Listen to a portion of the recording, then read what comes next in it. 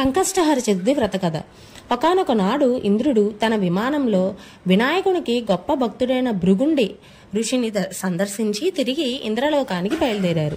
మార్గమధ్యంలో ఘోరసేన్ అనే రాజ్యం దాటే సమయంలో అనేక పాపములు చేసిన ఒక వ్యక్తి ఆకాశంలో పయనించే ఆ విమానంపై దృష్టి సారించాడు. అతని దృష్టి సోకగానే ఆ విమానం భూమిపై అర్ధాంతరంగా ఆగిపోయింది. ఆ ఇంద్ర విమానం ఆగిపోవడాన్ని గమనించిన ఆ దేశ మహారాజు సురసేనుడు గబగబా బయటికి వచ్చి ఇంద్రుణ్ణి చూసి ఎంతో సంతోషపడి ఆనందంగా నమస్కరించాడు. ఇంద్రుణ్ణి అక్కడ విమానం ఎందుకు ఆపినారో కారణం అడిగాడు. అప్పుడు ఇంద్రుడు, ఓ రాజా, మీ రాజ్యంలో పాపకార్యములు అధికంగా చేసిన వ్యక్తి దృష్టిదోషం తగలడం వల్ల ఈ విమానం ఆగిపోయిందని, ఇవాళ పంచమి కాబట్టి నిన్నటి రోజున అంటే చతుర్థి నాడు ఎవరైతే ఉపవాసం చేశారో వారి పుణ్యఫలాన్ని తనకిస్తే తన విమానం తిరిగి బయలుదేరుతుందని తెలిపారు. అంతటా ఆ రాజు ఆజ్ఞతో సైనికులు రాజ్యమంతా ఉపవాసం చేసిన వారి కోసం వెతకసాగారు. వారికి ఎవ్వరూ కనబడలేదు. అదే సమయంలో గణేశదూత మరణించిన స్త్రీ శరీరాన్ని తీసుకువెళ్లడం కనబడింది.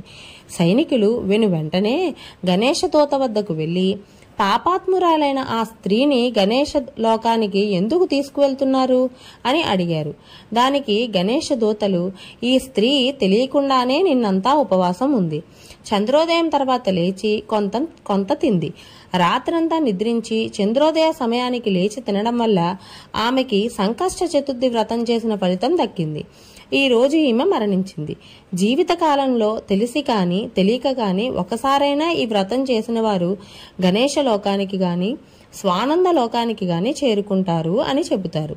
అప్పుడు ఆ రాజు సైనికులు గణేశ దూతని ఆ స్త్రీ మృతదేహానికి తమకు ఇవ్వమని కోరతారు. అందుకు గణేశ దూతలు నిరాకరిస్తారు. ఆ మరణించిన స్త్రీ దేహంపై నుండి వీచిన గాలి ఆ విమానం ఆగిపోయిన చోట చేరి విస్ఫోటనం కలిగించింది. దానివల్ల ఆగిపోయిన ఇంద్రుని విమానం తిరిగి బయలుదేరింది. సంకట చతుర్థి నాడు అంటే చవితి చాలా ప్రాముఖ్యత కలిగినది.